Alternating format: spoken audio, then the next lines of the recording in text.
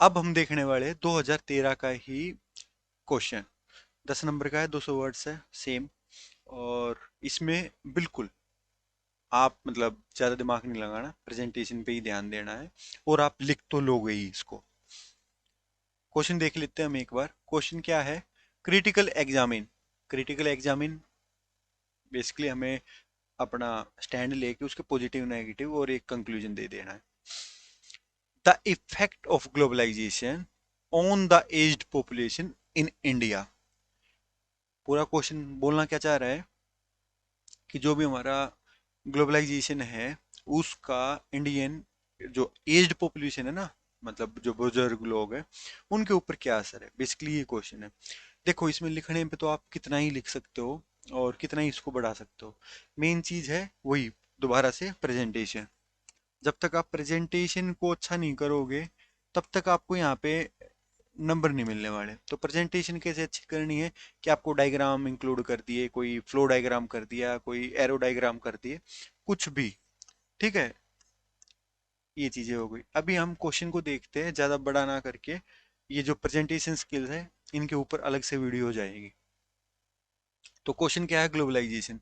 Globalisation का as population के ऊपर। सबसे पहले आप खुद दिमाग में सोचो कि आप इसमें करोगे क्या। सिंपल सी बात है, एक हमें इंट्रोडक्शन चाहिए। इंट्रोडक्शन के दो ही पॉइंट है मेन तो। एक तो ग्लोबलाइजेशन है और एज, एक एज पॉपुलेशन है। देखो, मेन इसमें क्या है? मेन है ग्लोबलाइजेशन। इसका असर हम देख रहे हैं एज पॉपुलेशन पे।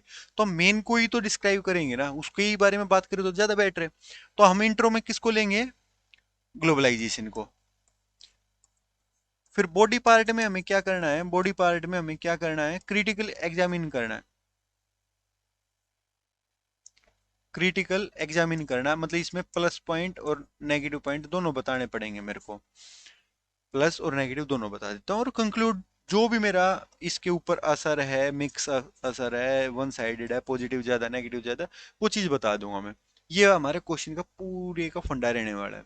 तो अभी मैं आपको एक्सप्लेन कर देता हूँ कि ये है क्या ग्लोबलाइजेशन। ये है कि जो इंडिया है ना, इंडिया ने अपने 1991 में एलपीजी रिफॉर्म हुए थे, उसमें अपने अपनी मार्केट को ओपन कर दिया था। कहने की बात ये है, लिबरलाइजेशन, प्राइवेटाइजेशन और ग्लोबलाइजेशन, ये तीन थे एलपीजी रिफॉर्म बोलते हैं। नरसिम्हा राव और डॉक्टर मनमोहन सिंह ने बहुत अच्छी रोल प्ले किया था अपना। उसमें क्या हुआ था? पहले तो क्या था, हमारी क्लोज्ड इकोनॉमी थी, बहुत कम एक्सपोर्ट इंपोर्ट होता था। उसके बाद खुल गई थी। और कहने की बात है, पहले हम इंडियन सिटीजन थे, अब ग्लोबल सिटीजन टाइप का टैग हो गया हमारा। हम दूसरों से बात करना स्टार्ट कर दिया, दूसरे देशों में आना जाना स्टार्ट कर दिया, उनकी चीजें फॉर एग्जांपल मूवी देखना भी स्टार्ट कर दिया। तभी के बाद पहले तो बहुत प्रेस्टीज और इशू था ये हॉलीवुड मूवीज एंड ऑल। तो ये चीजें इकोनॉमिक खोली ना, तो उसके वहां से हमने चीजें सीखी भी, वहां से हमें अपॉर्चुनिटी मिली भी, और वो चीजें यहाँ पे दिखने लगी। फोर से आप पहले जॉइंट फैमिली होते थे, आज आप देखोगे जॉइंट फैमिलीज नहीं है, बहुत कम है। क्यों? ग्लोबलाइजेशन, आगे भागना, पैसा पैसा पैसा, पीछे मतलब उसके जो भी साइड इफेक्ट हो रहे हैं। अब हम फॉर एग्जांपल हेल्थ केयर है, हेल्थ केयर हो गया, एजुकेशन सिस्टम हो गया, ये चीजें हमें वहां से अच्छी चीजें सीखने को मिली, वो भी अडॉप्ट कर ली हमने। पहले क्या होता था, डिलीवरी है एक दाई करवाने लग रही है, आज हम बोल रहे हैं कि भाई इंस्टीट्यूशनल डिलीवरी होनी चाहिए। क्यों? क्योंकि हमने वहां से सीखा। तो ऐसी कई सारी चीजें थी जो हमने बाहर से सीखी है। कुछ पॉजिटिव है, कुछ नेगेटिव है।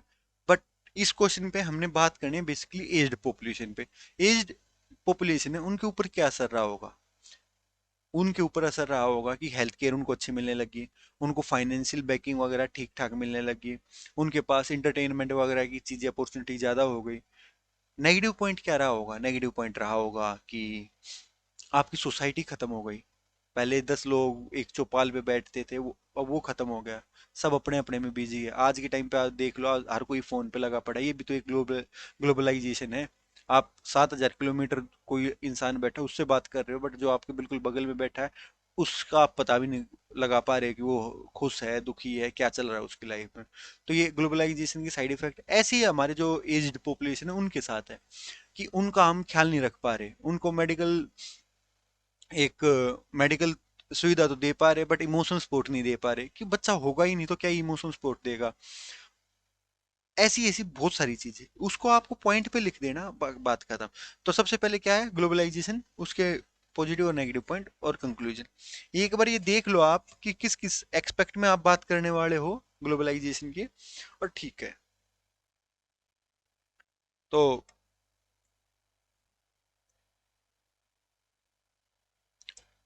ये इफेक्ट है, इफेक्ट ये है हेल्थ केयर पे क्या होगा, कि पहले से अच्छी ज्यादा सुविधाएं मिलने लगी लोगों को, ये, बट पहले से ज्यादा बीमारीज भी आने लगी, बीमारी भी आने लगी।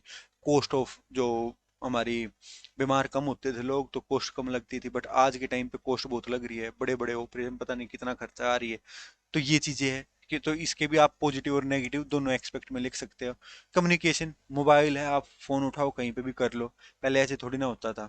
तो ये आपका जहाँ है पॉजिटिव पॉइंट में आ गया। फूड हैबिट है, फूड हैबिट हमने अपना देसी खाना छोड़ के कुछ नई चीजें, पास्ता, चाउमीन, बर्गर, ये पहले थोड़ी ना थे इंडिया में, अभी एलपीजी रिफॉर्म की ही बात ज्यादा चालू है। तो कुछ इसमें हमने अच्छी फूड हैबिट भी ले ली, जैसे वीगन है, वो हमने उठा लिया वहां से, और कुछ बुरी भी ले ली, तो ये पॉजिटिव और नेगेटिव दोनों हो जाएगा। इकोनॉमी, हमारी इकोनॉमी जो एलपीजी रिफॉर्म था, वो ओनली बिकॉज ऑफ इकोनॉमी की, इकोनॉमिक क्राइसिस हो रखी थी इंडिया में। Export import balance of payment बहुत बड़ा टॉपिक है, आप इकोनॉमी में भी पढ़ोगे, और थोड़ा बहुत जब ग्लोबलाइजेशन पढ़ाते हैं हम, तो उसमें भी पढ़ाते हैं। तो वो वाली चीजें हैं। तो इकोनॉमी को बेटर करने के लिए किया था, और बेटर हुई भी है चीजें। अगर आप किसी से बात करोगे ना तो बोलेंगे भाई 70-80 में तो 500 रुपए का प्लॉट लिया था, ये 10,000 का प्लॉट लिया था, आज कीमत पूछोगे तो 5 करोड़ हो रखी है। मतलब इकोनॉमी खुली है, पैसा आया है, उस चीज की साइड इफेक्ट भी और पॉजिटिव पॉइंट भी है, नेगेटिव पॉइंट भी है।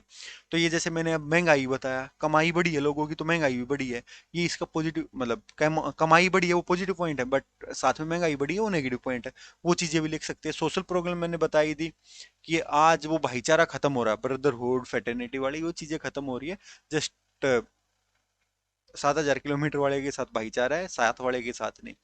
तो ये चीजें आ रही है, तो इसका, बट वही है, कम्युनिकेशन से आप जो दूर के रिश्तेदार है, पहले एक चिट्ठी पहुंचाने में ही 4 दिन लग जाते थे, महीना लग जाता था। और क्या होता था, चिट्ठी का अगर कोना फटा हुआ तो कुछ मतलब अशुभ समाचार है, इस टाइप की चीजें होती थी। आज तो आप एक एक सेकंड में खबर ले सकते हो। तो ये कम्युनिकेशन का पॉजिटिव था इम्पैक्ट, और इसका सोसाइटी में पॉजिटिव इम्पैक्ट भी हुआ, नेगेटिव भी हुआ है। फिर है फाइनेंशियल, फाइनेंशियल में भैया लोगों के पास पैसा बड़ा है, और पैसा बड़ा है तो उन्होंने अपना लाइफस्टाइल अच्छा किया है, वे ऑफ लिविंग। हेल्थ में हेल्थ केयर वाला मैंने बता ही दिया, ये हो गया कवर। अब क्या है, एक पॉइंट है better institutional care system. Institutional care system का क्या है, कि आपके हॉस्पिटल अच्छे अच्छे बने हैं, तो जो भी हमारी एज पॉपुलेशन है वो उनके साथ रह पाएगी या नहीं, मतलब अच्छे से उनका ट्रीटमेंट हो पाएगा या नहीं हो पाएगा। और है इंस्टीट्यूशनल फोर से, ओल्ड एज होम है, ये इंस्टीट्यूशनल ही तो है, तो उनमें अच्छी केयर हो पाएगी या नहीं हो पाएगी, ऑफ कोर्स हो पाएगी। वो चीजें हुई है। फिर है प्रमोशन ऑफ एजलेस सोसाइटी।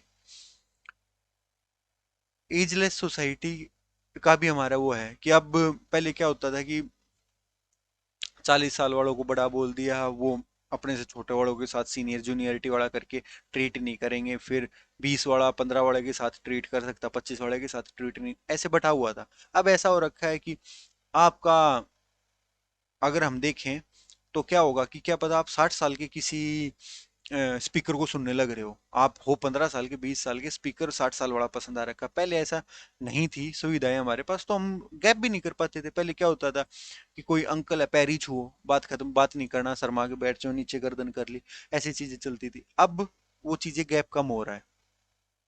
हाँ, तो एजलेस सोसाइटी हो गया, ये वाली चीज है। तो इस चीज में ना आप अपना जो भी आपने फील किया है या आपने जो रटा है वो लिख के आना होता है, ज्यादा इफ एंड बट नहीं करना होता। सोसाइटी के क्वेश्चन है, स्ट्रेट फॉरवर्ड है, प्रेजेंटेशन मैटर करेगा। और आपका खुद है कि आप ये देखो कि जो भी बड़े लोग हैं, बुजुर्ग लोग हैं, उन वो क्या फील करने लग रहे हैं, वो वही आपको लिख के आना है। एज ए आपका ये सबसे पहली बात ये सोचो आप कि ये यूपीएससी के सिलेबस में है क्यों। इसलिए है कि भाई आप सोसाइटी के प्रति थोड़ा सेंसिटिव हो।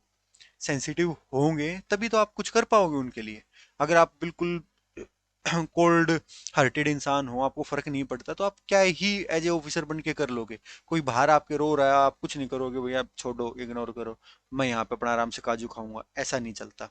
तो इसलिए ये सोसाइटी वाला इसमें इंक्लूड किया है। अब ये देखो, ये पूरा पेपर मतलब पूरा क्वेश्चन है, दो इसके सैंपल आंसर राइटिंग, उसमें आप देख सकते हैं। ये पहले ग्लोबलाइजेशन बताया है, फिर ये पॉजिटिव इम्पैक्ट, ये पॉजिटिव इम्पैक्ट, फिर आगे चल के नेगेटिव इम्पैक्ट, और लास्ट में ये इसका सम अप, एक टाइप से कंक्लूजन। ये देख लेना है, फिर इसके बाद ये है दूसरे कर रखा है, वो देख लेना। एक बार आप पढ़ोगे तो खुद समझ में आ जाएगा, कुछ नहीं है, आपको करना क्या है, इंट्रोडक्शन, ग्लोबलाइजेशन, पॉजिटिव और नेगेटिव पॉइंट, और लास्ट में कंक्लूजन। कंक्लूजन में क्या लिखोगे, बेस ये लिखोगे कि आपका मिक्स रिएक्शन रहा है, उसके पॉजिटिव भी है, जैसे अभी हमने देखा था ना कि इसका पॉजिटिव इसका नेगेटिव, तो ये मिक्स रहा है और इसको हमें बैलेंस आउट करना पड़ेगा और लॉन्ग टर्म में सोचना पड़ेगा। ये हमारा एज ए ऑफिसर आपकी सजेशन हो गई, वे फॉरवर्ड भी हो गया, कंक्लूजन भी हो गया। तो ये क्वेश्चन था हमारा, बिल्कुल आसान, बिल्कुल आपकी presentation skill, writing speed, right मतलब जैसे और आपकी राइटिंग कैसे उसके ऊपर डिपेंड रहता है। ज़्यादा सोचना नहीं होता, एक बार बुकलेट पढ़ लो, काम खत्म। तो thank you from team Vitto, have a nice day.